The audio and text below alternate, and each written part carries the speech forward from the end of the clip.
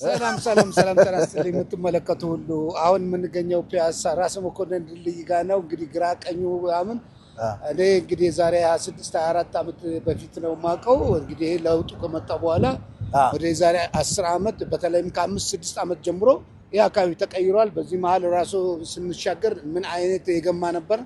አሁን በጣም ገራሚ የሆነ ውበት ነው እንግዲህ የምታየው ግራና ቀኝ። ሻለቃ በነገራችን ላይ ዘጋቢ ነበርክ አይደለ? ትንሽ አንዴ ምክንያቱም አሁን ራሱ አጀማመርን ሳይው እኮ አገባብ በቃ ለየት ያለች ናትና ሰላም ብላ አገባብ ራሱ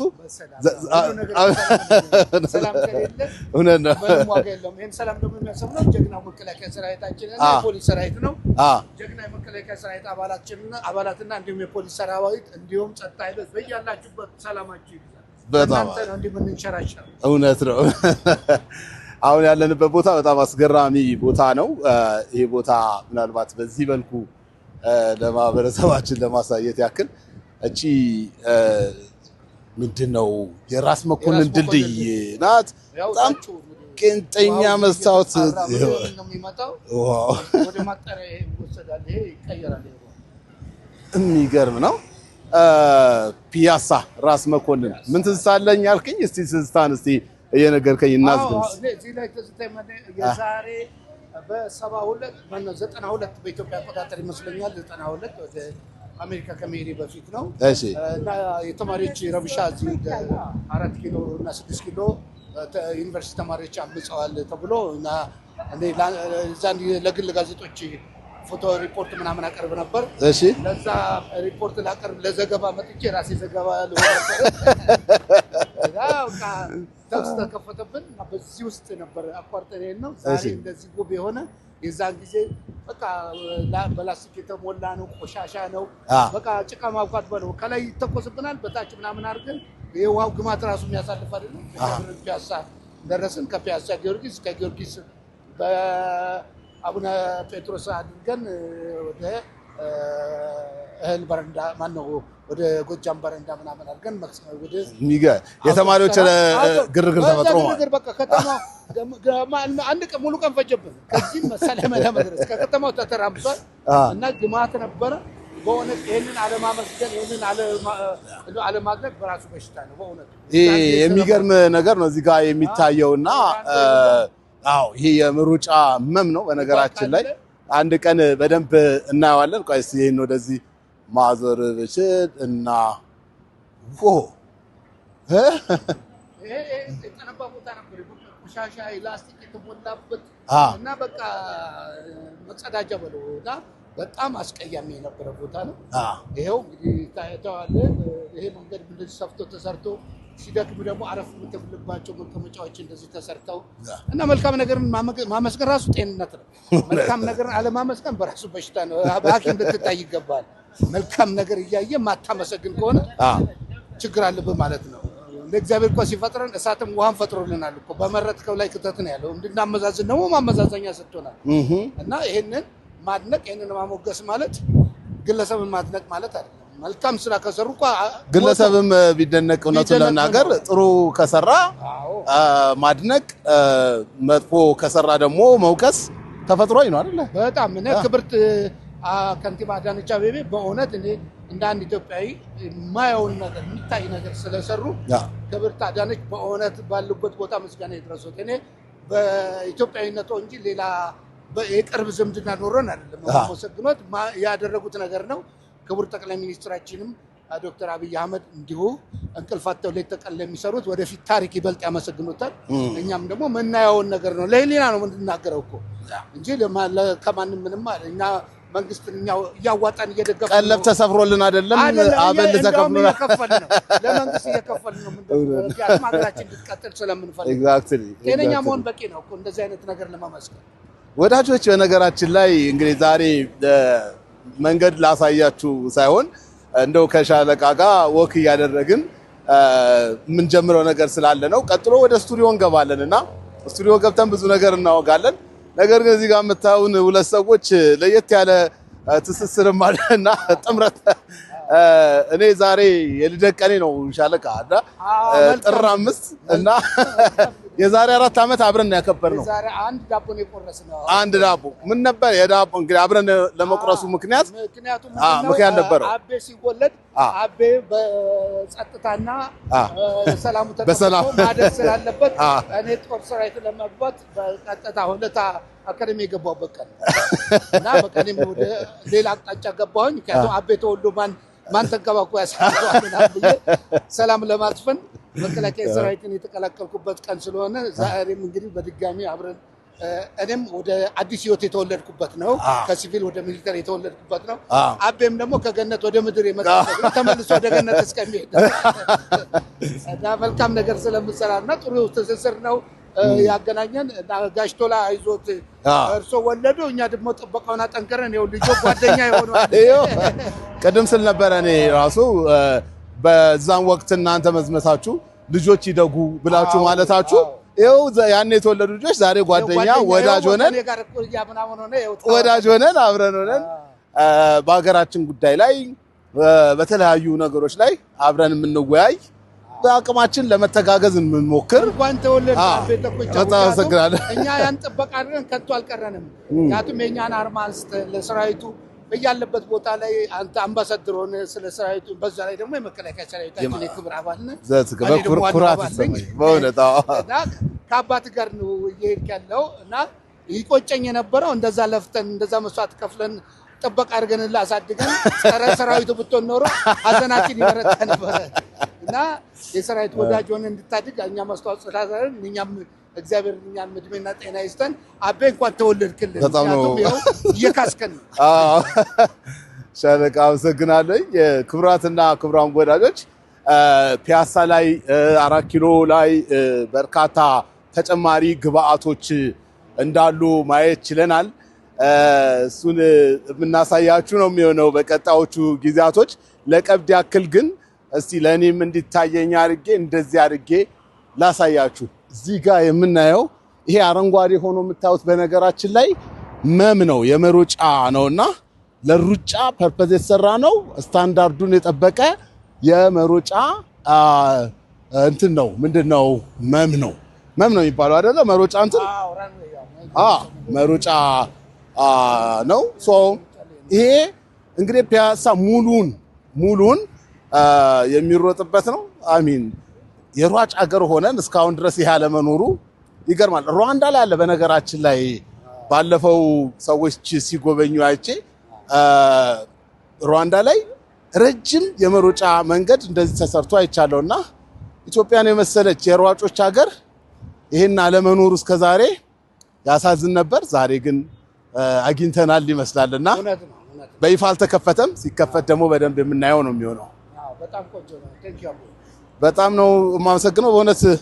ዛሬ እንግዲህ ስቱዲዮ ገብተን ተጨማሪ ነገሮችን እናወራለን። ሻለቃ ክቡራትና ክቡራን ወዳጆች ከሻለቃ ጋር በስቱዲዮ የምናደርገውን ቆይታ እንድትከታተሉ በታላቅ አክብሮትና ትህትና ጠይቃችኋለሁ። በጣም ጥሩ ቆይታ እናደርጋለን። ሻለቃ ዛሬ ለየት ያለ ጉዳይም ነው ይዘው የመጡት። ምንድነው ያመጣቸው? ምንድነው ለየት ያለ ጉዳይ የሚለውን አብረን የምናይ የምንሰማ ይሆናል። በያላችሁበት ይመቻችሁ።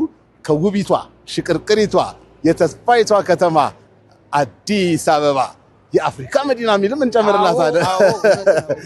ከአዲስ አበባ ሆነን ነው ይህንን ለእናንተ ያደረስነው። ይመቻችሁ ወዳጆች። ከቆይታ በኋላ ከመሸጋገሪያው በኋላ እንገናኛለን በስቱዲዮ።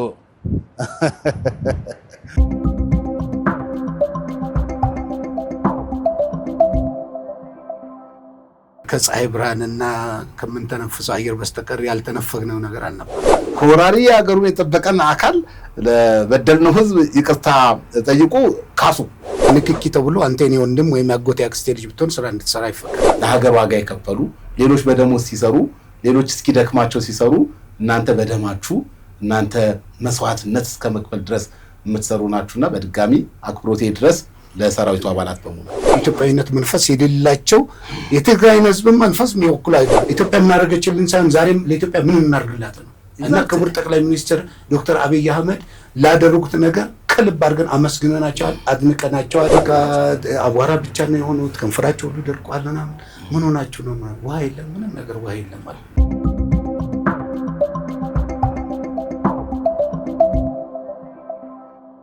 ጤና ይስጥልኝ ክቡራትና ክቡራን ወዳጆች እንዴት አላችሁ? በያላችሁበት የከበረ ሰላምታ ይድረሳችሁ። ዛሬ እንግዲህ በስቱዲዮ በዚህ መልኩ ተሰይመናል። ቅድም ወክ ስናረግ አይታችሁናል። በነገራችን ላይ በልዩ ካሜራ ነው የተቀረጸችው። እቺ ልዩ ካሜራ በጣም ነው የወደድኳትና ቀጥሎ አዲስ አበባን በብዛት በዚህ ካሜራ የምናይ ይሆናልና በቀጣዮቹ ጊዜያቶች ይሄን እስከምናሳያችሁ ጓጉተናል። ዛሬ ግን ይሄንን የቀደስነው ከሻለቃ ደምሴ ጋር ነው። ሻለቃ ደምሴ እንዴት ነህ? እንደምን አለ አለኝ። አንዳንዴ አንቱ እላለሁኝ። እውነቱን ለመናገር ልክ እኔ ስወለድ እርሶ ወደ ሶማሌ ወረራ ያደረገች ጊዜ ወደዛ ዘመቻ ያደረጉበት ጊዜ ነውና የዛሬ 4 ዓመት የኔ ልደትና የእርሶን ዘመቻ መሄድ እኩል አክብረን ነበር አይደል? እውነት ነው። እና እንደ ወዳጅ አንተ እንደ ማክበር ደግሞ አንቱ ብዬ ብል እና አንዳንዴ ቢምጣጣ ካሁኑ ይቅርታ ይደረግ። ችግር የለም አንተ ማለት ትችላለህ። ቤተሰብ ግድ የለ ለወዳጆችም ስንል እንግዲህ ሻለቃም ደግሞ ትልቅ ማዕረግ ነው በነገራችን ላይና እንኳን ወደ ሀቅና ሳቅ ስቱዲዮ በሰላም መጡ። ቅድም ወክ አድርገን ነበረ በፒያሳ ጎዳና ላይ ከራስ መኮንን ድልድይ ጀምረ ወክ ስናደርግ ነበርና አዲስ አበባ ጠቅልለው ገብተዋል። ሻለቃ ደምሴ አሜሪካ ሆነው ምናልባት የሀቅና ሳቅ ቤተሰቦች በእርግጠኝነት ያስታውሱታል። ስልክ እየደወሉ አንዳንዴም በቪዲዮ ስናስገባ አስተያየት በመስጠት ከወታደራዊ ጉዳዮች ጋር በተያያዘ ማብራሪያ በመስጠት እኛም ወዳጆችም በደንብ ነው የሚያውቁትና አሁን አዲስ አበባ ነው የተገናኘ ነው። ምን እግር ጣሉት? አመሰግናለሁ። በቅድሚያ እንግዲህ ለዚህ ዕለት ላበቃን ፈጣሪያችን ምስጋና ይድረሰው እና ወደ ጥያቄ ከመግባቴ በፊት አቤ እንኳን ተወለድክልን። እኔ ወደ ሰራዊቱ ስገባና አንተ ስትወለድ ተመሳሳይ ወር ነው የነበረው። እለቱ ምናልባት በተለያየ ቀን ቢሆን በተመሳሳይ ወር እኔም ሰራዊቱን ተቀላቀል ሰራዊቱ ቤት ተወለድኩኝ። አንተም ወደዚች ምድር መጣክ። አይ አቤ ተወልዱማ ዝም ብለን አንቀመጥም ብለን ሀገር ጸጥታ ማስከበር አለብን በሚል እኔም ሰራዊቱን ተቀላቀየ። ኋላም ላይ ወደ ምስራቅ ጦር ግንባር ሄደን እንግዲህ የሶማሊያን ወረራ ለማክሸፍ በቅተናል። በድጋሚ እንኳን ተወለድክልን። መልካም ልደት አቤ። እና ዛሬ እንግዲህ የተገናኘ ነው ያው ሀቅና ሳቅ እመጣለሁኝ እና ወደ አዲስ አበባ ሳይሆን ጠቅልዬ የመጣሁት ወደ ኢትዮጵያ ነው። ሙሉ በሙሉ ከአሜሪካ ኑሮ ወደ ኢትዮጵያ ጠቅልለው ገብተዋል። ምክንያቱም መጀመሪያም ቢሆን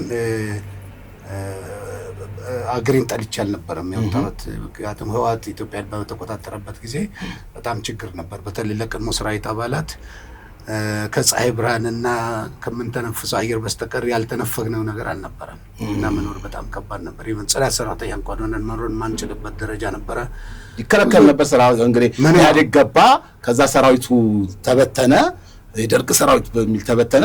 ከዛ በጣም ችግር ላይ ብዙ ሰው ወደቀ። እንደውም ብዙ ሰዎች ሲያነሱት የደርግ ሰራዊት እየተባለ ሲጠቀስ የነበረው የኢትዮጵያ መከላከያ ሰራዊት ጨዋ ስነ ምግባር ያለው መሳሪያ ይዞ እንደው ይሄን ችግር ልወጣ እያለ ሰዎችን ሲጠይቅ የነበረ ነውና ያን ሰራዊት ስራ እንዳይሰራ ሁላ ተከልክሎ ነበር በኢህአዴግ ጊዜ። እውነት ነው፣ በትክክል ነው። ማንም የሚያውቀው ነው። እንደውም አይደለም እኛ ንክኪ ተብሎ አንተ የኔ ወንድም ወይም ያጎቴ አክስቴ ልጅ ብትሆን ስራ እንድትሰራ አይፈቀድም።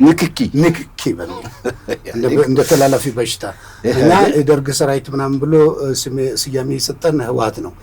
እኛ የቀድሞ ሀገር መከላከያ ሰራዊት አባላት ነን። አሁን ደግሞ የኢትዮጵያ መከላከያ ሰራዊት አባላት ነን እና በዛን ሰዓት ላይ እኛ ላይ ያልተፈጸመ በደል አልነበረም። በዓለም ታሪክ እኔ እንጃ እንግዲህ ምን የትኛው ሀገር እንደሆነ አላውቅም። እሳት ይዞ ውሃ ለምን የጠጣኛ ነን በጣም እና አንዳንዶቹ ሰባሪ ጠመንጃ ይዞ ስንት ባንክ እየዘረፉ ሁሉ ታሪክ እናውቃለን እኮ እኛ ሁሉ ዘመን ሰራ ጠመንጃ ይዛችሁ ሰራ ይዘን እንኳን አልዘረፍንም። የኢትዮጵያ ሕዝብ ይፈሰክራል። ዳቦ ቤት ደጃፍ ሆነን መትረየስ ይዘን ዳቦ ለምነን ነው ውሃ ለምነን ነው። እንግዲህ የምታውቀው መርካቶ ማዕት ወርቅ ቤት አለ ባለመስታወት ነው። በሰደፍ እየገነጠል ወደ ሀበርሳካችን እየከተልን ምንሄድ ማንም ያስቆመን አልነበረም እና አገር አንድ መንግስት የስርዓት ለውጥ በሚኖርበት ጊዜ ሰራዊት ዲሲፕሊን ከሌለው አገር ትፈርሳለች። እኛ አገራችን እንዳትፈርስ ያን መሳሪያ ፈሪካው እኮ ድንጋይ ማትጠለም ከእጅ ላይ እንኳንስ መሳሪያ እና መሳሪያን አስቀምጠን አገር ሰላም ሆና ትውልድ እንዲቀጥል ለማድረግ ስንል እንትን ያለው እና ፈሪ እንደውም ማት ነው መሳሪያው ድንጋይ ራሱ ጀርባው ላይ ሁሉ ነው የሚሸከመው ባንዱም ላይ ይጠቀምበት። እኛ ያን ያህል መሳሪያ ይዘን እና በዛን ሰዓት እኛ ክፎች ብንሆን ኖሮ ሀገር እንድትፈርስ ምንፈልግ ብንሆን ኖሮ እንጦጦ ላይ እኮ በጣም ከባድ የሆኑ መሳሪያዎች ነበሩ። እስቲ ትንሽ ደርደር እንበል። ሰራዊት ቤት የገቡት በሶማሌ ወረራ ጊዜ ነው። ከዛ ቀጥታ ወደ ጦርነት ነው። ከዛ ምን ያህል ጊዜ በጦር ውስጥ ቆዩ? እኔ በ1970 ነው እንግዲህ ወደ ሰራዊቱ የተቀላቀል ነው። በየካቲት አካባቢ ተዳል በጣም የተጧጧፈ ውጊያ ስለነበረ ረጅም ጊዜ ሁሉ መቆየት አልቻለም ነበረ። በ6 ወራችን ነው ወደ የጦር ግንባሩ ይሄድ ነው ከስልጠና በኋላ እና እንደገና ፋታ በተገኘ ቁጥር እንደገና እየተመለስን ነው። ወደ 2 ዓመት ምናምን የሚፈጅ ስልጠናዎችን እያጠናቀቅን ከዛ በየ6 ወሩ እየተመሰከረልን የማዕረግ እድገታችን እያገኘን ይሄድ ነው እና የሶማሊያ ወረራ በ69 ነበረ። ወደ 69 ማገባደጃ ላይ ነበረ የተደረገው። እኛ በ70 ነው ጆይን ያደረግነው። በካራማራ ውጊያ በሚደረግ ጊዜ ሲኒየሮቻችን ውጊያው ላይ ናቸው። እና አሊ በርኬ ይቀድሙናል። የእናንተ ሲኒየር ናቸው፣ ሲኒየሮች ናቸው። እና አሊ በርኬን የሚመሩ የነበሩ እነ ኮሎኔል ገበያው አበበ ናቸው። ኮሎኔል ገበያው አበበ አሁንም የቀድሞ ሀገር መከላከያና ፖሊስ ሰራዊት ማህበራት ህብረት ከአመራሮቹ አንዱ ናቸው። አሊ በርኬ የእጅ ቦምብ እንዴት እንደሚወረወር እንኳን አያውቅም ነበር እና በጣም እድልህ ይዞት በክላሽ ታንኮችን ይመታል። እየነጠረ ነው የሚመለሰው እና አዛዡ የነበሩት ብርጌድ አዛዥ እዛን ጊዜ ኮሎኔል ገበያው አበበ ነበሩ። ጌቴ በጥይት ብለው አልመታለኝ ባኬን እንደሱ አይደለም የሚደረግ ይሄን ትነቅላለህ ተከተዋል። ታንኩን ነው በጥይት በቃ እሱ በጥይት ያን እንዲያለኝ አልቃጠላለኝ ምናምን ብሎ መጥተው ለኮሎኔል ገበያው ይነግራቸዋል። ኮሎኔል ገበያው 3-4 ቦምብ ይሰጡትና ይሄ እንዲህ ትነቅላለህ። ከዛ ቱሬቱ ላይ ሾፌር መግቢያ አለ። እንደገና የዊክ ፓርት የሚባላል ከኋላ ጭስ መውጫ ምናምን አካባቢ ያለበት እዛ ላይ ትጥላለህ። እየተመላለሰ እዛ ላይ የጣለ 3 አቃጠለ። 3 ታንክ 2 የጠላት ታንኮች ሲደረባበሩ ገደል ገቡ። ከዛ አቡ ሸሪፍ ላይ ትልቅ ታምር የተሰራው እኛ የዛን ጊዜ ስልጠና ሌት ተቀን ነበር ልንደርስላቸው። የሚሊሻው ሰራዊት ወደ 200,000 በላይ ሚሊሻ ሰራዊት እርስ በርሱ ነው እጩ ሚሊሻ የተባለ የሚመራራው። መሪዎች ጥረት ነበረ እና የቀድሞ ሀገር መከላከያና ፖሊስ ሰራዊት ማህበር የምንለው የፖሊስ አባላት ግዳጃቸው ጦሩ ጋር አልነበረም። ግን የሀገር ጉዳይ ሆኖ በዛን ሰዓት የመጀመሪያውን ገፈት የቀመሱት ፖሊሶች ናቸው። በየነጥብ ጣቢያው ላይ ለምሳሌ ከሀረር ወጣ ስትል ሀረር የሚባል ቦታ አለ። ቢሲዲሞ፣ ባብሌ፣ ቦምባስ፣ ዳካታ፣ ከረመራ፣ ጅጅጋ፣ ቀብሪ ብያ፣ ድጋቡር፣ ብርቆ ሰሱመን እያልክ እነዛ ነጥብ ጣቢያዎች ላይ መስዋዕት የከፈለው ፖሊስ ነው መጀመሪያ። እና ለዛ ነው ማህበር ስናቋቁሙ የቀድሞ ሀገር መከላከያና የፖሊስ ሰራዊት ማህበር የምንለው። ፖሊሶች መስዋዕት ከፍለዋል እና የጦሩ ላይም የፖሊስ መኮንኖች መሪ ሆነዋል። ከዛኛ ነሐሴ መጨረሻ ላይ ተመርቀን ወየደየ ጦር ግንባሩ ስንሰማራ ለሚሊሻዎች አዛዥ ነው የሆነው። 110ኛ ሚሊሻ ብርጌድ የሚባል ፈዲስ ነው የደረሰኝ እና ከዛ ፈዲስ አረማያ ወረዳ አወዳይ በጫት የምትታወቀው አወዳይ ሮኬት የምትባል ቦታ ነበረች። እዛ ነው ሻምበል አዛዥ ሮኬቴ፣ ገቢባ፣ ገንደልጮ፣ ገንደ ኡቱሉ፣ ጉብሌ ምናምን የሚባሉ ቦታዎች ላይ እዛ ራሱ ማቶ ወንበዴዎች ነበሩ። እኔ ገና ምክትል መቶ ቀረፍራሽ ሆኜ በእውነት ነው የምልህ ወደ 30 ምናምን የሚሆኑ ወንበዴዎች ከነጥጥቃቸው ማርኬያለሁ። ገና ሲጀምር ማለት ነው እና ቲዮሪውን በተግባር ላይ። ስለዚህ እንደዛ እያለ አጠቃላይ ሰራዊቱ ቤት ቆይታ ስንት ዓመት? ወደ 14 ዓመት ተኩል 14 ዓመት ተኩል ሰራዊት ነው ዋት በ83 ማንደው ግንቦት ላይ ምናምን እና የዛን ጊዜኛ እንትን ነው የነበርነው ሊሙ ገነት የሚባል ቦታ መጨረሻ ላይ ጦል ላይ ነው የነበርኩት። ጦል ላይ የማሰልጠኛ ማዕከል የማዕከሉ ረዳት የውጊያ ትምህርት መኮንን ሆኜ እዛ ነው የነበርኩት። ከዛ ነገሮች ተበለሻሹ። መሪያችን ኮሎኔል መንግስቱ ኃይለማርያም ሀገር ጥለው ወጡ የሚል መጥፎ ዜና ሰማን። ከዛ እሳቸውን ተክተው ለሳምንቱ ለ15 እርግጠኛ አይደለሁም ሌተና ጀነራል ተስፋዬ ገብረ ኪዳን ነበሩ መሪ የነበሩ እና ግንቦት 17 18 ሆነ እንደዚህ ይሁን በቃ ውጊያ አቁሙ ተባለ። የዛን ጊዜ እኔ ከጦል ላይ ወጥተን በተርበቹ በሚባል ቤጌ እርሻ ልማት በእውነት ምናልባት አሁን በህይወት ያሉ የሚሰቡ ካሉ ቤጌ እርሻ ልማት ያሉ ምሳ አብልተውን ምግብ አብልተውን በጋሪ በትራክተር ጋሪ ምናምን ነው ሊሙ ገነት ያደረሱ እና ህዝቡ እየተንከባከበ ነበር። የኢትዮጵያ ህዝብ ሁሉ ጊዜ ክፉ አይንካው የኢትዮጵያ ህዝብ በእውነት እኛ ዛሬ በቆመን በህይወት እንድንኖር የረዳን የኢትዮጵያ ህዝብ ነው። የኢትዮጵያ ህዝብ ደግሞ ድካም ልፋታችንን አውቆ እናንተም ተተክታችሁ የሰራዊቱን ድካም አውቃችሁ አንተም የሰራዊቱ የክብር አባል ሆነ ይህን እድል ማግኘት ራሱ መመረቅና መባረክ ነው እና ወደ ከዛ ጦላይ ላይ ታድሶ ብርሃን በሚል የቀድሞ ሰራዊት አባላት የሆናችሁ ከምትከተል መቶ አለቃ እስከ ሙሉ ኮሎኔል ድረስ ጦላይ ነበር እና ሌሎች ከተራ ወታደር እስከ ሻለቃ ባሻ ድረስ በታሹ ማዕረግ ያላቸው ደዴሳ፣ ሁርሶ እና መስኖ የተለያዩ ማሰልጠኛ ጣቢያዎችን የገቡት እኛ መኮንኖች ጦላይ ነው። እንግዲህ ስሙን የቁልምጫ ስሙን ታድሶ አለው እንጂ እስር ላይ ነው ነበር። የቁልምጫ ስሙ ነው ታድሶ ማዕከል የተባለ። እንግዲህ 14 ዓመት ለጦር ሰራዊት ውስጥ ሆኖ ሀገርን ያገለገለ አካል ከዛ ታድሶ ተገባ። ታድሶ ስንት ጊዜ ማለት? 6 ወር እስር ማለት ነው። 14 ዓመት ወደ 13 ዓመት ከ10 ወር ምናምን ነው የሚሆነው። 6 ወር ሲጨምርበት ያው ወደ ምን ነበረ ዋናው ታድሶ? እንደው ዋናው እንድትታደሱ የተፈለገው በምን ላይ ነበር?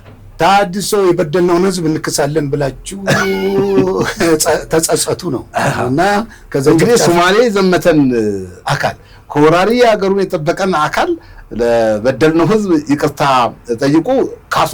በነገራችን ላይ እነሱ እኮ የሶማሌ ፓስፖርት የያዙ ሰዎች ናቸው። የኢትዮጵያዊነት መንፈሱም አልነበራቸውም። የኢትዮጵያዊነት መንፈስ ቢኖራቸው ማኖሩ በዛ መጥፎ የታሪክ አጋጣሚ እነሱ እጅ ሲገባ ታሪካቸውን መቀየር የሚችሉበት አጋጣሚ ነበር እና አሰብን አሳልፈው ሲሰጡ ኤርትራ እንድትገነጠል ተሽቀዳድሞ ሲሰጡ ኢትዮጵያዊነት መንፈስ የሌላቸው የትግራይን ህዝብ መንፈስ የሚወክሉ አይደሉም። እኔ አንዳንዴ ይገርሙኛል። በተለይ መለስ ዜናዊ ስለሞተ ብለህ ማላክ አታደርገውም። ሂትለር ስለሞተ ብለህ ዛሬ ጻድቅ ነው አትለውም። ታሪኩ ሲከተለው ነው። አንተ ጻድቅ ላድርገው ብትልም ታሪኩ አይመሰክርለትም። መለስ ዜናዊንም ዛሬ እኔ ስለሞተ ምናምን ብዬ የማቆለጳጵሰው ነገር አይደለም። የትግራይ ህዝብ ለእኔ ልዩ ነው። ታላቅ ህዝብ ነው። በጣም ክቡር ህዝብ ነው። ከዛ ህዝብ ውስጥ ይሄ ተፈጠረ ማለት ማመን ይከብደኛል። ምክንያቱም እኔ ያውቀዋለሁ ከአምባላጌ እስከ አድዋ ድረስ 103 ኮማንዶ ክፍለ ጦር ዘመቻ መኮንን ነው።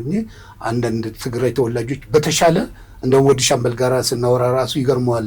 እኔ እዛ ለስሙ ተወለድኩ እንጂ ትግራይን የታውቃታለሁ ነው እና በተሻለ አውቃለሁ። ህዝቡ በጣም ፍጹም ኢትዮጵያዊ የሆነ አገሩን የሚወድ በየቤተ ክርስቲያኑ ሰንደቅ ዓላማ የነበረ ነው። ሰንደቅ ዓላማውን ሁሉ እንዲጠላ ምናምን ያደረጉት ነው እና በነገራችን ላይ ያ የቀድሞ ሀገር መከላከያ ሰራዊት አባላት እኛ እውነት ለመናገር ማንም የኢትዮጵያ ህዝብ በህይወት ያለን ሊመሰክር ይችላል። ማንም ጋር አስገድደን ከማንም ንብረት ዘርፈን እንግዲህ በዓለም ላይ ውሃ እሳት ይዞ ውሃ ለምኖ የጠጣት ሰራዊት ከዛ በላይ አገር መውደድ ምንድን ነው? ያ ሁሉ በደል ደርሶብን እኮ የደርግ ሰራዊት ምናምን ሲል የባድመ ጦርነት ጊዜ ህዋት መጣፊያ ሲያጥረው ስማችን አሻሻለውና የቀድሞ ሰራዊት ምናምን ወዶ አይደለም እንደዛ ያለው እና አገራችሁ ትፈልጋችኋል። አገራችን ድሮ ረስታን የለም ይሄት ነው አገራችን የፈለገች እናንተ አገር ከሆናችሁ አው ከዛ ግን በአገር አይኮረፍም ምናምን ብለን ድጋሚ ከባድመ መልስ ወደ መለስ ብሎ ለኛ ሳይዛ ከባድመ መልስ ወደ መለስ ምናምን ብሎ የሻቢያን ምሽግ ደረማምሶ ወደ አስመራ መገስገስ ሲጀምር ነው መለስ ዜና ያስቆመው። እንደው እንትናችን ለማለት ያክል ታድሶ ገባችሁ፣ ከታድሶ ወጣችሁ። ከዛ በኋላ ቀድሞ ሰራዊት በሚል ወይ የደርግ ወታደሮች በሚል ስራ ምንም መስራት አስቸጋሪ ሆነ። እንኳንስ ሌላ የጽዳት ስራ የጥበቃ ስራም ለመቀጠር ከባድ ሆነ። በዚህ የተነሳ ብዙዎች ተሰደዱ፣ ከሀገር ወጡ። ከነሱ መካከል አንዱ እርሶ ነው። አንድ 10 ዓመት ቆይቼ ነው የተሰደድኩት። 10 ዓመት? አዎ በ95 አካባቢ ነው እሱ በ83 ሲገቡ እኔ በ95 ከ12 ከ11 ዓመት በኋላ ነው ለመሰደድ የተገደድኩት። ምክንያቱም እና የሰራዊት አባል ስትሆን ጥንካሬ ይኖራል በህይወት ምናምን። ከዛ ውጊያ ላይ ይኖራል፣ እዛ ሸዋ ላይ ይኖራል፣ እዛ ውሃ ጥም ላይ ይኖራል። ያን ኮቾሮ መራራ ትግል ዘብዝፈን አሳተን በማግስቱ ነው የሚረሰልን። እሱን ሁሉ እየበላን እኮ ቆንበላ የምናረጋለን። የድሮ ኮቾሮ ደግሞ በጣም ኮቾሮ መራራው ትግል ያሁኑን አይቼው ነበር። እንትን ይቀደዋል። ያሁኑማ ልጆች የሚበሉት ሰራዊትን ጥርስ አስፈልገን ጠይቅ ሲል ባለፈው ሲያቀምሱም ሲያበሉን ነበርና በዚህ አጋጣሚ የሰራዊቱ አባላት በየአቅጣጫው ያላችሁ በሙሉ ሰላማችሁ ይብዛ። ስለ እናንተ ስናነሳ ቆመን ብንናገር ደስ ይለናል። ከካሜራው ውጭ ወጥቼ ካሜራ ባሉ በጋም ለቁጭ እንዳይለኝ ብዬ ነው እንጂ ግን ይኸው አክብሮት ይድረስ ብዬ ተናግሬያለሁ። እና የቀድሞ ጊዜ ኮቾሮ እኔም አስታውሰዋለሁ በተለያየ ጊዜ በተለይ በ83 ያድግዬ ሀገሩን ስትቆጣጠረው ተበትኖ ነበር በየቦታው በየሱቁ የሚሸጥ ነበርና በጣም ጠንካራ ነበር አይደለ? ጠንካራ ነበር ኮቾሮና አረሶ ምናምን ካልሆነ ሄልሜታችን ላይ ምናምን ሄልሜታችን ብዙ ስራ ነው የሚሰራው። ለጥይት መከላከያ እንጠቀምበታለን። ኮቾሮና አናት ላይ የምናደርገው ሁለገብ ነው እኮ እና ሳንጃችን በጫፉ ሁሉም ወታደር አለው እንደ ጦር ሜዳ ስትሆን ጦር ሜዳ ሲኮን ለሁሉም ይሰጣል። እሺ ስለዚህ አገልግሎት አንዳንድም እየጠፋ ምናምን ይቀራል። ሄልሜት ስለሌለኝ ብለው ውጊያ ትቀርም በአናት ጥይት እየገባ ቢሆን ትሄዳለህ። ይገርም ነው። በአናት ግን ስለሚከላከል ግዴታ ያስፈልጋል እና ሁሉ ላይኖር ይችላል። እና እሱ ምንድነው የምናደርገው በውጊያ ጊዜ ጥይት ይከላከልልናል ለራሳችን። በሰላም ወረዳ ጊዜ ደግሞ እንገለብጠውና ሳንጃ ራሱ ስራ አለው። ሳንጃ ጫፉ ፊት ለፊቱ ቆርቆሮ ተቀድበታለህ፣ እጀታው ደግሞ መውቀጫ ነው። እንደዛ ያገለግላል። እንግዲህ እንዲህ አድርጎ ሀገር የጠበቀ አካል የቀድሞ ሰራዊት አባል ሆኖ ተከብሮ እንደው ጡረታ ከተወጣ በኋላ ተከብሮ መኖር ሲገባው ስራ እንዲያጣ እንዲሰደድ ሆነ። ተሰደዱ። ስንት ዓመት ውጭ ሀገር ቆየ? ወደ 23 ዓመት ነው ተመልሼ 23 ዓመት። አሁን ጠቅልለው ገቡ። አዎ በቃ እኔ ምክንያቱም እዛም ሆኜ ሁሉ ጊዜ ሀገሬ ናፍቀኝ ነበረ እና ተቃውሞ ምናምን አንዳንዶቹ ዛሬ ስማቸውን ባላነሳው በሚያሳዝን ሁኔታ ተንሸራተው ይወድቁ አሉ ከነሱ ጋር እና አሁን ሳስበው ለካ መጀመሪያ ህዋትን ጣሉልንና ከዛ በኋላ ያብይቸ ነገር ችግር የለውም የሚሉ ነበር። ለካ አሁን ነው የገባ። እኛ ጋር ተቃውሞን ሲያጣጥፉ ነበር። እኛ ደግሞ በህዋነት ምናምን በቃ በትክክል ኢትዮጵያ እንድትቀጥል የፈለጉ ሰዎች ናቸው። ለካ አንዳንዶቹ ምኞታቸው 4 ኪሎ ነው እና 4 ኪሎ ካልገቡ እኛ ሰላም ነው የምንፈልገው፣ ኢትዮጵያን ከፍ የሚያደርግልን አካል ነው የምንፈልገው፣ የኢትዮጵያን ስብራት የሚጠግንልን መንግስት ቢመጣ ብሎ ነው አይደለ ትግሉ የነበረው። ታስታውስ ከሆነ በዛን ጊዜ አንዱ ከባዱ ምሬት የባህር በር ነበረ ሻለቃ አይደለ። በኢህአዴግ ጊዜ ውጭ ሀገር ያለው ሰው በነፃነት ይናገር ካልሆነ በስተቀር ሀገር ውስጥማ ስለ ባህር በር ማንሳት በጣም ከባድ ነበረ። እንድንረሳው ተደርጎ ነበር 27 ዓመት። አንዱ ስለ ኢትዮጵያ ስናነሳ የባህር በር ያስፈልገናል የሚለው ሐሳብ ሲሸራሸር ነበር በተቃውሞ ሰፈር ባለነው ሰዎች ዘንድ። አሁን እንግዲህ ይህንን ሐሳብ የሚገዛ አዎ የባህር በር ያስፈልገናል፣ እንስራ፣ እንትጋ፣ የባህር በር እናስመልስ ብሎ የሚያስተባብር መንግስት አለ። ይህን መንግስት እንደው ጥሩ ነው ብሎ በደከመው እንዲበረታ ከማድረግ ይልቅ የባህር በር የሚለው ሲያጭበረብረን ነው ወደሚል የሄዱ ሰዎች አሉና ትንሽ አንዳንድ ጊዜ ግራ ይገባል። ቀድሞ የነበሩት የምር ነበር ወይስ ደግሞ ሲቀልዱ ነበረ ሲጠይቁ የነበረው ነገር አሁን ላይ ተገልብጦ ስናየው የሚያስገርም ነገር አለው። ሰዎች ሻለቃ ይሄን ታዘቡ እና ጥሩ ነገር ነው ያነሳው። ምንድነው እኛ ቀድሞ ሰራዊት አባላት እኛ አሁን የቀድሞ ሁሉ እየጠበበን ያለው ምክንያቱም ሰራዊት ውስጥ እንድናገለግልም እየተፈቀደልን ነው። እኔ ድጋሚ ዘመቻ መጥቼ በነበረ ጊዜ ክቡር ጀነራል ባጫ ደበሌ ጋር ቀርበን አይ እናንተ ከነከረበታችሁ ነው ግዳይ መሰጣችሁ ጦር ሜዳ አይደለም የምትሄዱት ተብሎ እኔ የህዋት ባለፈው 4 ዓመት ምናምን ሸዋሮቢት ምናምን ተቃርቦ የነበረ ጊዜ መተናል። ያኔ ሊዘምቱ መጥተው ነበር። አዎ እንዴ እኔ ድጋሚ ህዋት ኢትዮጵያን የሚገዛ ከአሜሪካ ኖሮ ከአሜሪካ እንግዲህ ድሮ የደሃ ልጅ ስለነበርክ ነው ወታደር የገባው ልትለኝ ትችላለህ።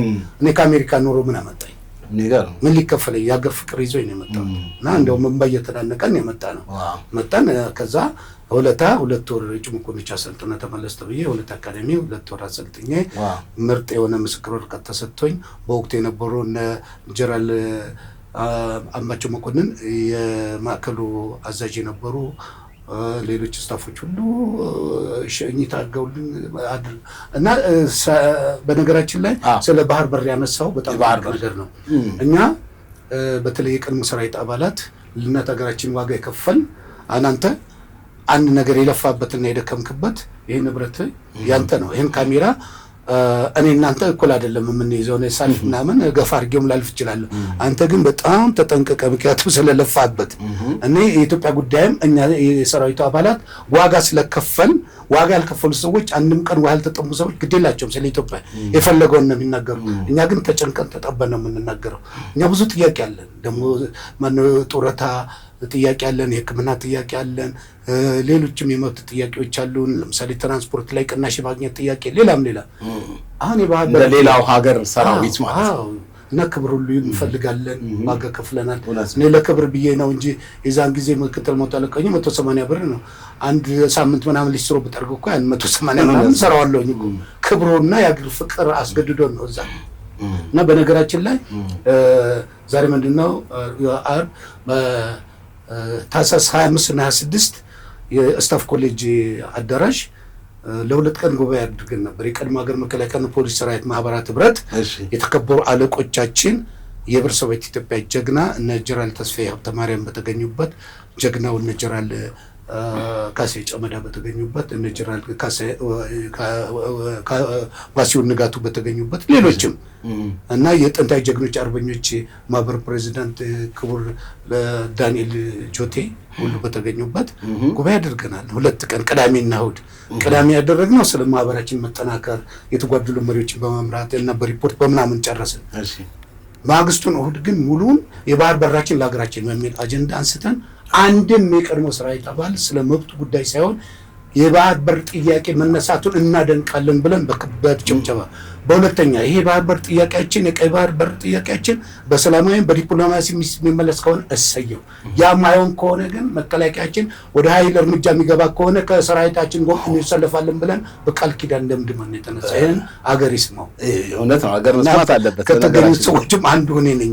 እንደውም በክብር እንግድነት ሁሉ ክብር ቦታ ተሰጥቶኝ እና እኛ መብታችን ሁሉ ነገር ተሟልቷል አይደለም። ኢትዮጵያ የምናደርገችልን ሳይሆን ዛሬም ለኢትዮጵያ ምን እናደርግላት ነው። እና ክቡር ጠቅላይ ሚኒስትር ዶክተር አብይ አህመድ ላደረጉት ነገር ከልብ አድርገን አመስግነናቸዋል፣ አድንቀናቸዋል። እና ክቡር ፊልድ ማርሻል ብርሃኑ ጁላ ደግሞ በዛ ያ ፕሮግራም የተቃና እንዲሆን የተሳካ እንዲሆን አስፈላጊውን ሁሉ እንዲሟላልን ስላደረጉ ክቡር ፊልድ ማርሻል ብርሃኑ ጁላን በዚህ አጋጣሚ እንደ አንድ የቀድሞ ሰራዊት አባል ምስጋና ይድረሱት። ዋው እንግዲህ ሻለቃ ቅድምም ለማንሳት የሞከርኩት ምንድነው ይሄ የኢትዮጵያውያን አጀንዳ ነው። ለኢትዮጵያ ነው የምንሰራው ተብሎ ሲባል በነገራችን ላይ ኢትዮጵያ ብለን የምንለው ልጆቻችንን ጭምር ነው፣ ትውልዱን ጭምር ነው እና ለትውልዱ የባህር በር ያስፈልገዋል።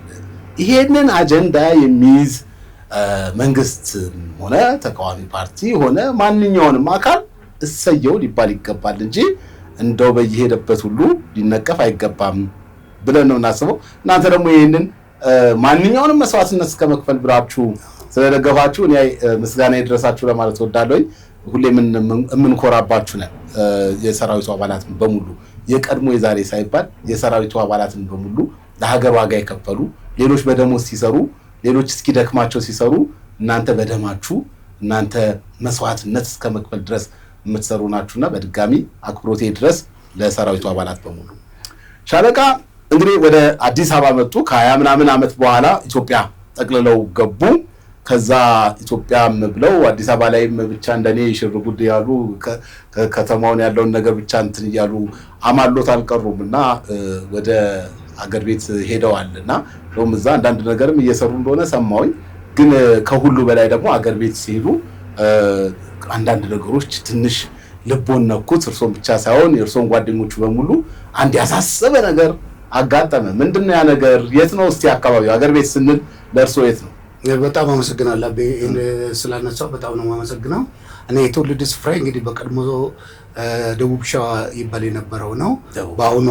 በአሁኑ ደግሞ ስያሜ ማዕከላዊ ኢትዮጵያ ሀዲያ ዞን ዋስገበታ ቀበሌ ቪአይፒ ስም ነው። በነገራችን ላይ ማዕከላዊ ኢትዮጵያ ባለፈው እንትናዝ ማናቸው ብሔረሰቦችም የተከበረው እዛ ነው። አዎ ሴንትራል ኢትዮጵያ ለኢትዮጵያ በኢትዮጵያ ይሄ ትልቅ የሚያኮራ ስም። እሺ ማዕከላዊ ኢትዮጵያ የት አካባቢ ማለት ሆሳና ከሆሳና ወደ 15 ኪሎ ሜትር ወደ ሰሜን ምዕራብ አቅጣጫ ዋስገበታ የምትባል ታዳጊ ከተማ አለች ዋስገበታ። እና በነገራችን ላይ እዛ እንግዲህ የተለያዩ የሃይማኖት ተቋማት አሉ። ከነዛም ውስጥ አንዱ የዋስገበታ ቅዱስ ገብርኤል ቤተክርስቲያን የአዲስ አበባ ምዕመናን ሁሉ እየሄዱ ባለፈው ታህሳስ 19 ብሎ አክብረዋል። እና በዚህ አጋጣሚ በዛ አነስተኛ የነበረችውን ቤተክርስቲያን ከአዲስ አበባ የሚሄዱ ምዕመናን በጣም ትልቅ የሆነ ካቴድራል ደረጃ የሚመጥን ቤተክርስቲያን በመስራታቸው በዚህ አጋጣሚ የአዲስ አበባና የሆሳናና አካባቢው እንዲሁም የተባበሩትን በሙሉ በእውነት ረድኤት በረከት ይድረሳቸው። በዚህ አጋጣሚ ምስጋናዬን አቀርባለሁ። እና እዛ የተወለድኩበት ቦታ ነው። እና እዛ ሆኜ ወላጆች አልፈዋል እና ለኔ ያቆዩልኝ ቦታ ነበር፣ ለልጃቸው ብለው ያቆዩት ነበረ። እዛች ቦታ ላይ አንድ ማስታወሻ መስራት አለብኝ ብዬ ሲጀምር ከቤተ ክርስቲያን ወደ እኔ ስራ መሰራበት ስመጣ ተማሪዎችን አየኋቸው። በቃ አቧራ ብቻ ነው የሆኑት። ከንፈራቸው ሁሉ ደርቋል ምናምን። ምን ሆናችሁ ነው? ውሃ የለም፣ ምንም ነገር ውሃ የለም ማለት የሚቀምሱት ውሃ የላቸው። ስፖርት ተጫውተው ምናምን ከነላባቸው ምናምን ነው የሚሄዱ እና ውሃ እዛ ቦታ ላይ አሁን በጋው እየጠነከረ ሲሄድ እየራቀ ነው የሚሄደው እና ባህያ ነው የሚመጣው። ያን ባህያ የሚመጣው ከወንዝ ምናምን እና ራሱ እዛው ትንሽ መታሰቢያ ለወላጆች የምታሰቢያ የምትሆን ካፌ ሬስቶራንት ነገር እሰራለሁ ብዬ በ10 ቀን ወደ 5000 6000 ብር ነው የምከፍለው። ውሃ ጭቃ የሆነ ውሃ ባህያ መጥቶ እና ውሃ ችግር ነው ያለው። ያንን ውሃ ችግር ለማቃለል ቀደም ሲል መንግስት እንግዲህ የሆነ ጥረት አድርጎ ውሃ ጉድጓድ ተቆፍሮ መስመር ተዘርግቶ ምን ተብሎ ነበረ አላ ኃይል መቋረጥ ምናምን መዛ አልሆነም። ከዛ ሰው እንደምንም ብሎ ጀነሬተር ገዛ። ያን ጀነሬተር አዋጥቶን የገዛው እንግዲህ ቋሚ ገቢ ያለው ህዝብ አይደለም። በጉን ሸጦ እህል እንግዲህ በአመት እህሉን ሸጦ ምናምን አድርጎ ነው። ከዛ ነዳጅ መግዛቱ ምናምን አቃተው። ከዛ እስቲ በሶላር እናድርገው ተባለ። እንደገና ያ ህዝብ እንደገና ማዋጫው ወጥቶ ያንን ሶላር ምናምን ፓናል ተደረገ። ያም ሊያወጣለት አልቻለም። ከዛ አዘንኩኝ። ይሄ ነገር ይሄ ህዝብ ውሃ መጠጣት አለበት። እንደ የኔ ስራም ቢሆን ይቁም። ምንም አይደል። ውሃ ከሌለ ምንም እድገት የለም እና በተለይ ልጆቹ ያሳዝነዋል። እና ርዕሰ መምህሩን አናግሬዋለሁ። እንደውም ቪዲዮ ላሳየ ሞክሬ ነበር። ትንሽ ድምፁ በቂ ስላልሆነ ነው። ርዕሰ መምህሩ ክፍል አላቸው። በተለይ ለሴት ተማሪዎች ንጽህናቸው የሚጠብቁበት ሞደስ ምናምን የሚቀይሩበት ያን ማድረግ ባለመቻላቸው ከ42 ተማሪዎች 38 ተማሪዎች በውሃ እጥረትና ሞደስ ሰፕላይ በማጣታቸው ምክንያት አቋርጠዋል። እነዛ 38 ተማሪዎች ወደፊት አገር መሪ ሊሆኑ የሚችሉ ፕሮፌሰር መሆን የሚችሉ ብዙ አገር ሊጠቅሙ የሚችሉ እችም ሰፕላይ የሚያደርጋቸው በማጣታቸው ምክንያት ተቋርጠዋል። እና ያ በጣም ልቤን ነካኝ እና ሰዎችን ማነጋገር ጀመርኩኝ። በዚህ አጋጣሚ የርዕሰ መምህሩ መምህር ታሪኩ የሚባሉ በጣም ተባባሪ ሰው ናቸው። የከተማው ከንቲባ ደግሞ ደጀኔ የሚባሉ ደጀኔ ሙሉነህ በጣም ጥሩ ሰው ናቸው። እንደገና የአካባቢው የሽማግሌና ዳኛ ከበደ ቲር የሚባሉ እነሱ ሁሉ ተባበሩን። ከዛ በቃ ኮሚቴ ማቋቋም አለብናል። ኮሚቴ አቋቋምን እና ውሃውን ድጋሚ ይህን ውሃ እንትን የሚል የውሃ ባለሙያዎች አበል ከፍለን ወሰድን፣ አዩት እና እዚህ ቦታ ላይ የውሃ ክምችት አለ እና ትልቁ ነገር መስመር ዝርጋታውንና ለዚህ የሚያስፈልግ ፓወር ምናምን ካለ በቃ የአካባቢ ውሃ ችግር ይፈታል። በጣም የሚያሳዝነ ነው እና የቦኖ ውሃ ምናምን ሁሉ ነበር የለም፣ ያ ሁሉ ደርቋል እና ሰው አቃተው እና ይህንን እንግዲህ 50 ሎሚ ለአንድ ሰው ሸክም ነው፣ ለ50 ሰው ጌጡ ነው እንደሚባለው እችን ነገር እስቲ እንደው አቤና ያቅናሳቅ ቤተሰቦች ቢሰሙት እኮ ሊቃለል የሚችል ነገር ነው። ህዝቡ ጥረት አድርጓል። ጄኔሬተር እስከ መግዛት ድረስ፣ የሶላር ፓናል እስከ መግዛት ድረስ በቃ ደከመው። አቅሙ ደግሞ ውስን ነው። ምን ያህል ይሆናል እዛ አካባቢ ያለው ማህበረሰብ ዋስ ገበታ ላይ የሚኖረው የማህበረሰብ ቁጥር ምን ያህል ይሆናል? በግምት እንግዲህ ወደ 15000 ምናምን ያህል ይሆናል። ዙሪያው ከተማ ውስጥ ወደ 10 እዛች ዋስ ገበታ ከተማ ውስጥ ወደ 10000 15000 ምን ውሃ ምንም የለም። እንደውም አንድ ያሳቀኝን ነገር ፈገግ ያሰኘኝ ልንገር። አረደ ውሃ ጉዳይ ተሰብሰቡ ምናምን ብለን ስንቀሰቅስ አንድ ባህያ በውሃ የሚነግድ ነው በጀሪካን። ምንድነው ስለ ውሃ ችግር የምታወሩት? እኛ እያቀረብን አይደለም እንዴ? እየበዘፈሰን እኮ ነው እሱ በጀሪካን 10-15 ብር እያስከፈለ ምንድነው? አሁን ለሱ መጥፎ ዜና ነው። ለዋስ ገበታ ውሃ ይገባለታል፣ መጥፎ ዜና። ምንድነው ስለ ውሃ ችግር የምታወሩት? እኛ እያቀረብን አይደለም። 15 ብር 20 ብር እኮ የተሟላ አገልግሎት ባህያ እያቀረበ እኮ። ምን ያህል ይሸጣል በጀሪካን ባህያ? አሁን ጭቃው የሆነ ውሃ አሁን እዚህ ለሲሚንቶ ለማንም የምንጠቀምበት 10 ብር ነው። ለመጠጥ የሚሆነው 20 ብር ነው እና 20 ብር ምናምን ተገዝቶ አሁን እንደውም አንዳንዴ ርዕሰ መምህሩ እየለመኑ ምን እያሉ ሃይላንድ ምናምን ተገዝቶ ለሴቶች ለንጽህናቸው ወር አበባ ጊዜ እና ገጠር ደግሞ ሰዓት ቆጥሮ የሚመጣ አይደለም፣ ተፈጥሮ ነው፣ በሽታ አይደለም። ወር አበባ ያ ሲፈስባቸው ምናምን አፍረው ነው የሚጠፉት። ሁለተኛ አታያቸውም ትምህርት ቤት እና ያንን ንጽህናቸው የሚጠብቁበት ነገር በተለይ የውሃ ትልቅ ችግር ስላለ ያለብን ነካውና እንግዲህ ትምህርት ቤቱ እንደው የራሱን ጉድጓድ ለማስቆፈር ምናምን እንደዚህ አነስተኛ ጉድጓዶች ለማስቆፈር ምናምን የተሞከረበት ሁኔታ አልነበረ? ኧረ እንትን ሮቶ ምናምን ሁሉ አስገዝቶ ህዝብ አስተባብሮ ምን ተብሎ እኮ ተጀምሮ ነበር እና በቃ ያንን ውሃ ሰፕላይ ማድረግ የሚችል ኃይል ጠፋ። የጠፋው ምንድነው የኤሌክትሪክ ኃይል ነው። ዘላቂ የሆነ ኤሌክትሪክ ኃይልና አንዳንድ ቦታዎች ላይ የፈነዱ ቱቦዎች ባሉ ምናምን እነሱን የመቀየር ጉዳይ ባለሙያ ሁሉ አስጠንተን ወደ 5 ሚሊዮን ምናምን ነገር ሊፈጅባቸው ይችላል ምናምን አሉ። የመንግስት ባለስልጣኖች ጋር ሁሉ ሄደናል። ሁልጊዜ ከመንግስት የምትጠብቅ ከሆነ በጣም ከባድ ነው። ምክንያቱም ራስህ ስትንቀሳቀስ ነው ጥሩ። አንደኛ ጊዜም ይፈጃል፣ በጣም ጊዜ፣ ሁለተኛ አቅምም አለ። መንግስትም ደግሞ የተለያዩ ቦታዎችን ማዳረስ አለበት። እንደነገሩኝ ዋስገበታ ላይ ተጀምሮ ነበር፣ ውሃ አቅርቦትም ተጀምሮ ነበር። ትራንስፎርመሩ ሳይሰራ እና ያ የትራንስፎርመር እና ፓምፕ የሚያደርገው መሽን ምናምን ነገር ተሰብሯል። ያ ነገር ቢተካ እንግዲህ በአካባቢ ወደ 22 ቀበሌ ነው ያለው። 22 ቀበሌ ከተማ ውስጥ ራሱ በትንሹ ወደ 15,000 ምናምን ያህል ሰው አለ ከተማውና ዙሪያው ላይ እና ያ ሁሉ ህዝብ በተለይ ትምህርት ቤት ሃይስኩል ነው። ሃይስኩል ተማሪዎች ውሃ የሚባል ነገር የሌለበት ላይ እነዚህ ተማሪዎች እኮ እና ወደፊት እንደው እድሉ ገጥሟችሁ ታያላችሁ።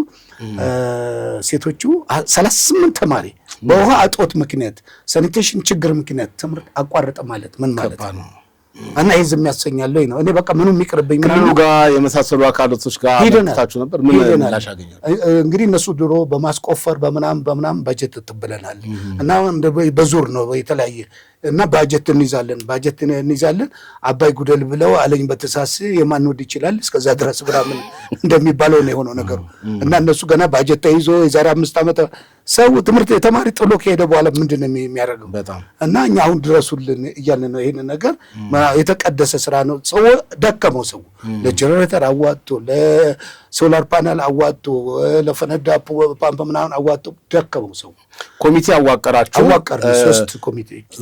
3 አባላት ያሉት ኮሚቴ አዋቀራችሁ? እኔም አንዱ የኮሚቴ አባል ነኝ እና በጣም ነው ደስ ያላቸው። እኔም የኮሚቴ አባል በመሆኔ እና አካውንት ከፍተናል። በዛ በተከፈተ አካውንት ላይ እንግዲህ ዝም ብሎ አካውንት መክፈት ብቻ አይደለም፣ ለአካውንት መክፈቻ ከራሴ ጀመርኩኝ። 50,000 ብር ገቢ ያደረኩኝ።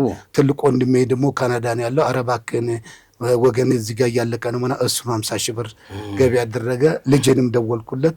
እንግዲህ ልመናዬን እኔ ደግሞ ልመና ይሳካልኛል እና ልጄም እንደዚህ አድርጎ እንደዚህ ጣል እየተደረገ ነውና በዛ ብቻ አይደለም፣ በየቦታው አገር ወዳድ አሉ፣ የአካባቢ ተወላጆችም አሉ። አብቅና ሳቅ ደግሞ ለዛ ድልድይ ሊሆነን እንደሚችል ደግሞ እናምናለን እና በሄንን ነው ሻለቃ። በእውነት እንግዲህ ትልቅ እንትን ነው ችግር ነው ያጋጠማችሁ። ችግር ቀላል ችግር አለው። ከውሃ ውጪ ሰው ውሃ ካጣ አስቸጋሪ ነው እና የውሃ ጥም በጣም ከባድ ነው። በተለይ ደግሞ ውሃ እያለ ውሃ መከልከል ከባድ ነው። ውሃ እያለ ውሃ መከልከል በጣም ከባድ ነገር ነውና እኔ የሀቅና ሳቅ ቤተሰቦችን በዚህ ላይ ተሳትፎ እንዲያደርጉ አስተዋጽኦ እንዲያደርጉ ካሁኑ ጥሪ ያስተላልፋለሁ። ነገር ግን ማየት ማመን ነው እንደሚባለው እንደ እግዚአብሔር ፍቃድ ዋስገበታ ላይ ብቅ ብዬ ያለውን ችግር ለማየት ሞክራለሁ። በጣም አድርጌ አመሰግናለሁ። አባቴም ስላለቅም ስለሆነ መነሳቱ ደግሞ ስለማይመች ነው።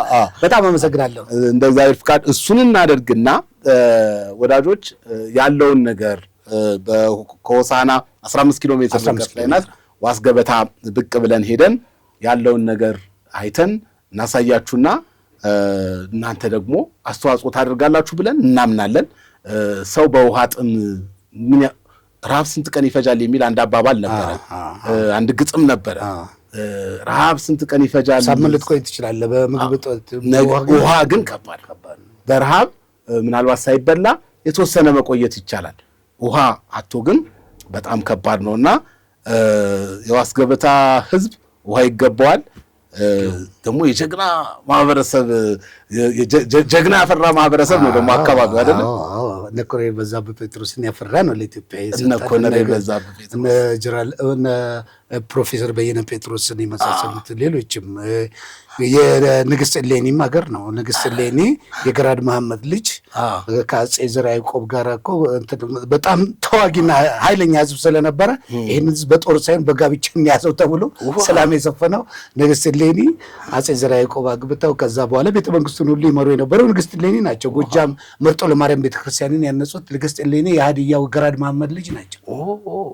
እና ፕሮፌሰር ላጲሶ ዲሊቦን የመሳሰሉ የተወለዱበት ነው። እንዴት እነሱ ተወልደው ውሃ የትጠማ የዛ ህዝብስ እንደው ኢትዮጵያን ዕዳ የለበትም? እውነት ነው። በተለይ የቅርብ ጊዜ ትዝታችን ደግሞ ኮሎኔል በዛብህ ጴጥሮስ ጀግናው ብለን እንጨምራለን። ጀግናው ኮሎኔል በዛብህ ጴጥሮስ በጣም ትውስታችን ነው። በርካቶች በተለይ አሁን ብዙዎች ያስታውሱታል።